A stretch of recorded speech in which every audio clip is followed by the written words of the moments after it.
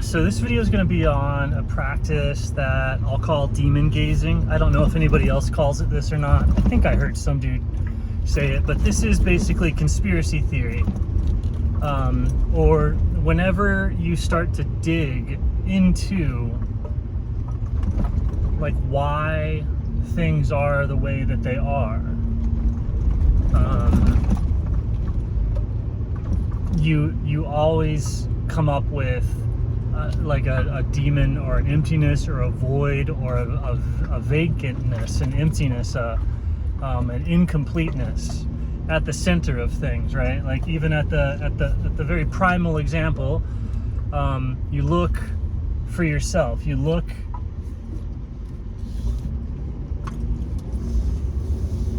inward and try and find who's looking, and you'll find like nothing. And so that experience itself is very transformative for some people. But the same thing, if you look into the center of politics, if you look into the motivations for your own behavior, if you look into things, you're always going to find this empty, void, demonic. And the reason I call it demonic is because all of creation is good, and so that which is evil is just something that's lacking the totality or the fullness of being, all of the good, right? Like evil, there is no such thing as evil. You just look at it in contrast to like, well, why is that bad? Well, I'm looking at it in comparison to its fullness, and I go, it's fallen short of its fullness.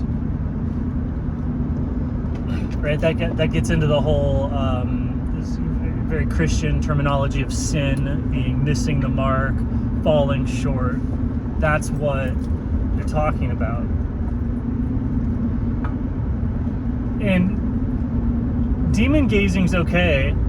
It's fine. It's a direction, but it's a little bit like staring at the sun. And if you do it all the time, you go blind.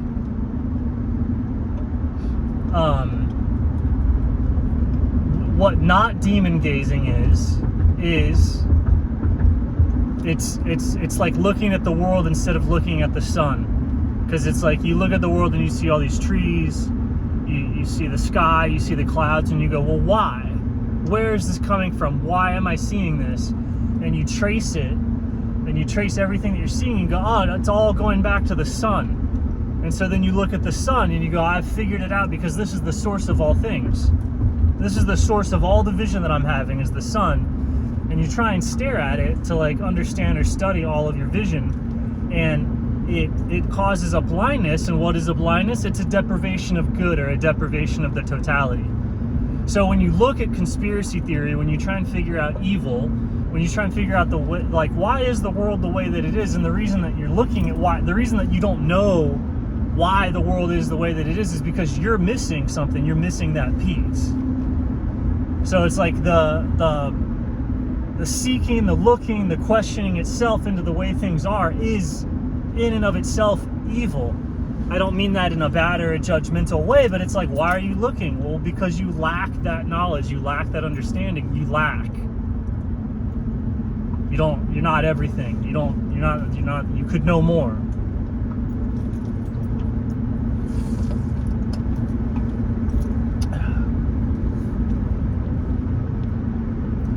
And so the opposite of demon gazing would be looking at God, right? Which is like everything in this moment is happening. Why? Because you're in a direct, immediate, instantaneous relationship with God, who is therefore manifesting this before you without question, without understanding, miraculously.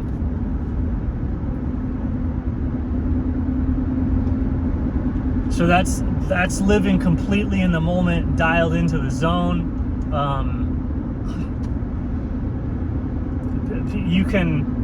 There's ways to arrange tasting the immediacy of that experience to where you're not demon gazing whatsoever, right? All blindness, all lack comes from demon gazing. which is staring at the source of things in pursuit of the power to control that thing, right? Instead of taking what comes to you as an intentional word written by an author trying to communicate something to you, right? Like if somebody's talking to you, they go, the cat is in the tree over there, right? And you go, oh, somebody's talking to me, and you look over and you go, oh, the cat's in the tree over there. Not only is the cat in the tree over there, but that person wanted to convey that to me. Why? Is it their cat? Do they think it's beautiful? Is it dangerous? Is it stuck? Should I help it? Is it just, wow, look at the majesty of that cat, perfectly okay in the tree? Like, why are they directing my attention over there, right? So with the words, the cat is in the tree over there, A, the words are truthful. The cat is actually in the tree over there, right? But B, those words were expressed by a consciousness and by an entity trying to say, hey, the cat's in the tree over there. And there's any number of reasons or depths to that relationship that you could be having with the consciousness or with the entity saying the thing to you. Like the cat is in the tree over there. So if you're not in a relationship with somebody saying, oh, the cat is in the tree over there, right? The relationship with God is like somebody who's like, when they say things, the things become.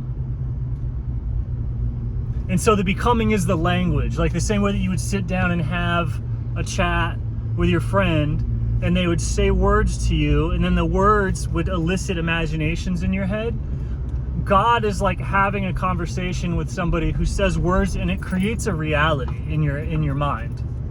Like the speech is so powerful, since God is not lacking. The speech of God creates the fullness of that which is spoken.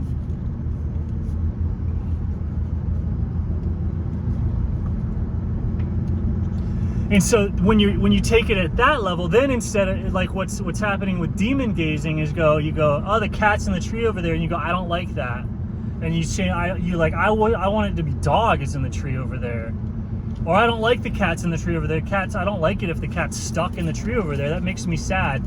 So you change it to the cat is on the ground over there. Like you change what you hear, right? But you don't have the fullness of being. So when you change it, it's like the speech is creating this, and then when you try and change it, you're not listening. So it's like the reality that God is speaking isn't created in you, and then B, you try and add something to it, and then that reality is only created sort of in an imagination or a dream.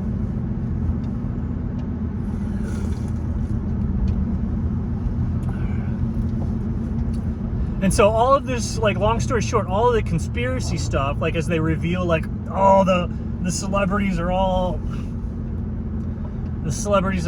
occult sex pervs. They're all addicted to the rush of exhilaration, right? The rush that you get when you're sneaking around doing bad things to people and partying more than you're supposed to. They just like it, they feel so good, like when you feel good, like if you're on the winning team, or you're on an inside club or something like that, like it just feels so good, right? And all the celebrities are all super addicted to that. And then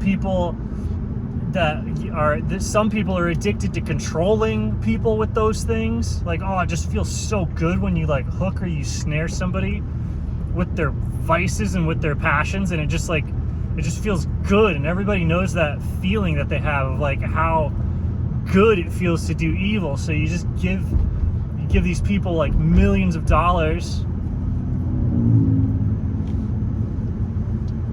and they're all, you look and they want you to look at that, like, oh, they're like, what? I'm in control of the world. They say, and you can't do anything about it. It's like, look at me, look at the deprivation, look at the lack. I am the cause of this. The world is horrible. Why? Because I made it that. It's all demon gazing. They want you to look at it. They want you to look at the political people. They want you to dig into the military industrial complex, the conspiracy, the shadow world, the why, the demonology, the astrology, the ologies, the sciences. Like, why are you depressed? It's your neurotransmitters, right?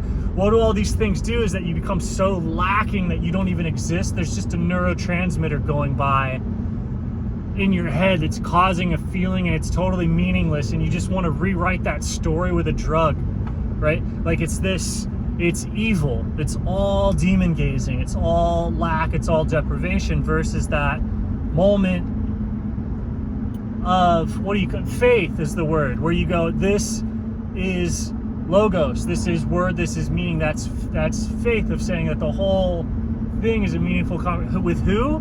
God. Like no matter how good or bad something is, it's like it's all a sentence from God. Like if you ever wanted to be excited about talking to somebody,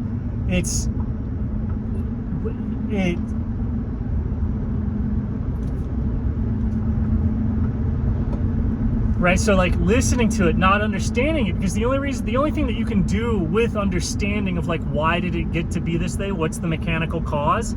The only thing you can do with that is to change it. Right? And so changing it is also, it's like how we learn to talk back, right? Changing it is mimicry at first, like the way that a kid talks. You just hear sounds and at first you mimic them back, right? So that's what the understanding and the demonology is, to mimic it. But ultimately the language and the expression doesn't come from the mimicry, it comes from a higher understanding, at which point the speech becomes co-creative logos. It becomes dialogos with God, right? To rip the John Vervaeke term, who won't talk to me, by the way. You know, I've sent him multiple emails saying, hey John, I invented a somatic lens that corrects noetic perception without proposition, in total alignment with Orthodox Christianity, but completely propositionless.